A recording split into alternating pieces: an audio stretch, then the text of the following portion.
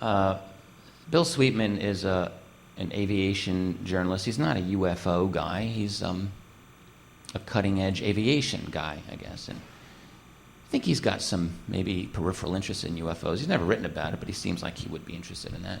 He certainly does a lot of Groom Lake analysis and study and speculation, but also some very hard journalistic writing. And he wrote in 2000 an article on a topic that you would be hard-pressed to find a lot of detailed analysis about, even today, and that is the structure and funding of special access programs within the Department of Defense. What is a special access program? Well, this is your quintessential, prototypical black budget operation. These are the programs within the DoD that have no congressional oversight.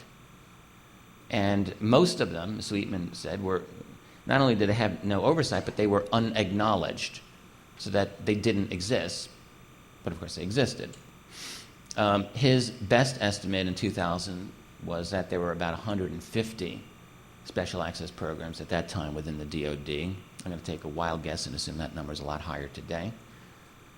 So his article was called In Search of the Pentagon's Billion-Dollar Hidden Budgets, How the U.S. Keeps Its R&D Spending Under Wraps. And he had a couple of observations about this system. One was that each special access program had an independent system of classification, so that if you were the project manager for one particular SAP, you would be the person in charge of deciding what the security system would be. In other words, things like secret and top secret, none of that stuff is relevant. You would create the system, your system. You decide who is in and who is out. You decide who has the clearances. It's your baby there. So that, in other words, if you, theoretically, had a childhood friend that you trusted and wanted in the program, despite whatever their background was, and you wanted them in, then they're in. And if some big shot general wanted in and you just didn't think that person should be in, then they're not in. It's your game.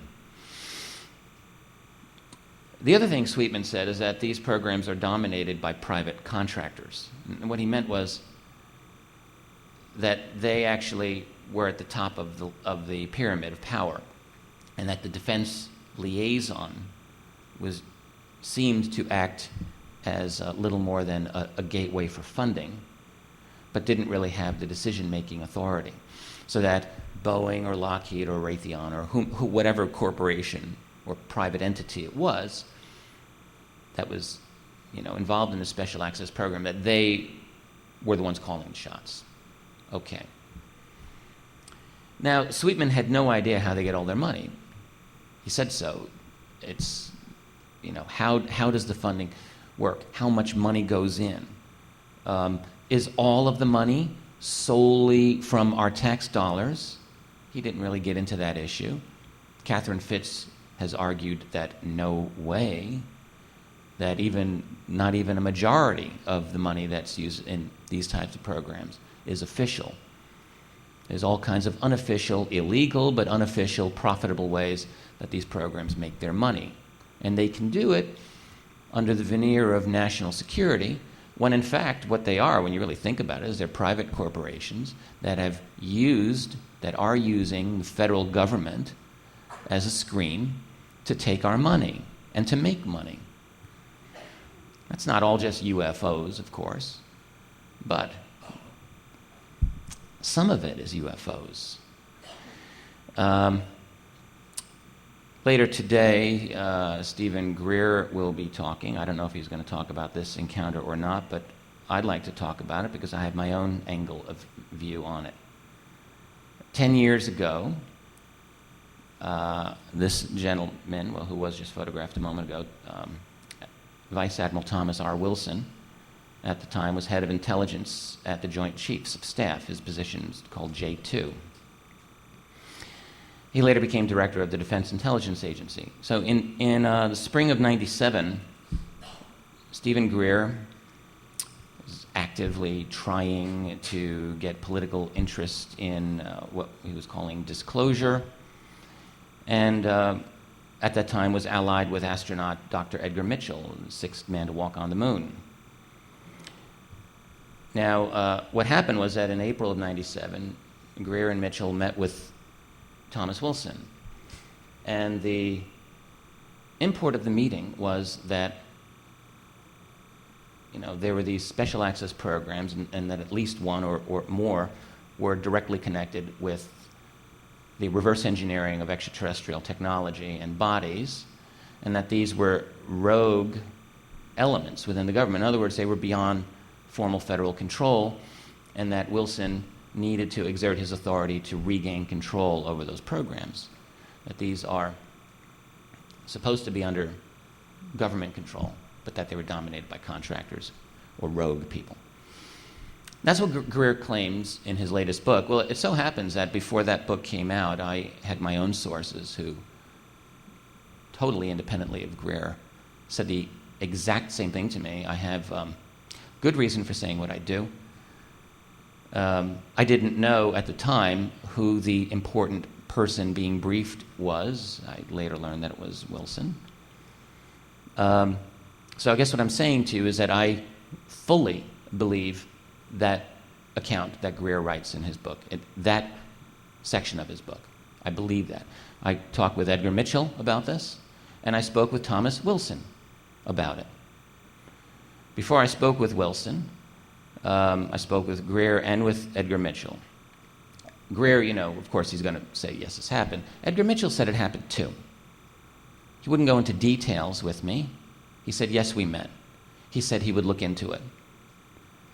And I have a very high regard for Dr. Mitchell, and I think we're friendly, but I don't think he wanted to talk about this with me. Now, it is true that Mitchell, since 1997, has made a variety of public statements that are very interesting for a moon-walking astronaut. You have to wonder, where's mainstream media when a moon-walking astronaut says repeatedly in public that he knows several elite sources who have described the details of alien reverse engineering programs at deep, deep, deep, deep levels of our national security apparatus. The first statement of Mitchell's that I can find to that effect was from 1997. And he said it periodically over the next few years, and he periodically still says it. So I believe, and I said this to him, that I think one of your sources has to be Thomas Wilson. And I also said, look, I expect that you can't just start giving away the identities of these people. I understand that, but maybe can you throw me a bone here, please? I'm dying out here. Can you just give me a little bit of direction to look so that I can work with this information a little bit better? And this is exactly what Edgar Mitchell said to me, wrote to me.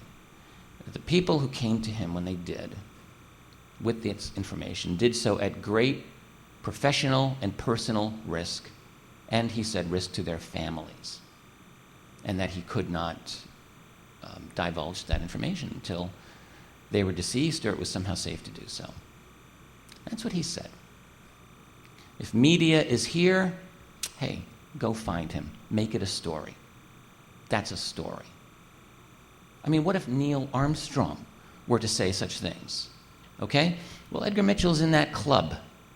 There aren't many moon-walking astronauts, at least not officially that we know about. Maybe there's a secret program, right? Okay. But Edgar Mitchell is of world-famous stature and is a man who could probably talk to any person he wanted to talk to, just about. All right? And if he's willing to say this, isn't it the obligation of responsible journalism to follow up? And journalists have not followed up. So then I contacted Wilson. I found him. He was not easy to find, but he's now, surprise, he's a senior vice president with an organization called ATK, which describes itself as an advanced weapon and space systems company. I was trying to think, how would I portray myself to Wilson in a way that would make him want to talk to me? That wasn't easy, so I found him, and I said, look, I'm doing research, historical research, and your name has come up, and I just would like to have the opportunity to talk with you. if you have the time. And he wrote back. He was very friendly. He said, yeah, here's my phone number.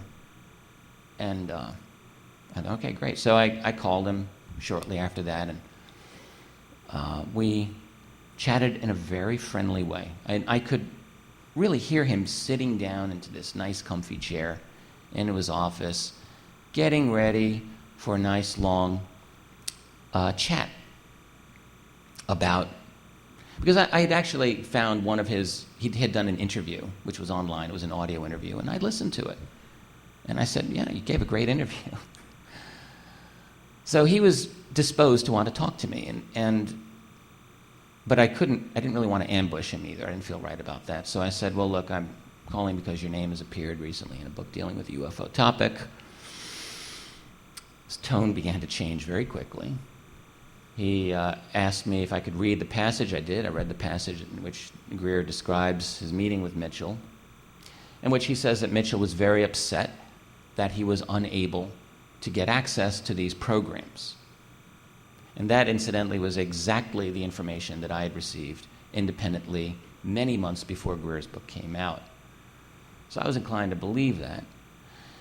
So I read this all to Wilson, and his voice got louder and higher pitched. He was becoming upset. He said, well, that's really not true. Yeah, he said, well, the first thing he said was, my memory is foggy about the meeting. He really said that, my memory is foggy. Now, of course, he's a busy man, okay. You don't remember a meeting with a moonwalking astronaut who's talking to you about extraterrestrial technology in a rogue program within the defense? Huh? Okay.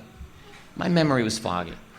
And then after I made it a little more explicit, he said, well, I vaguely remember this meeting.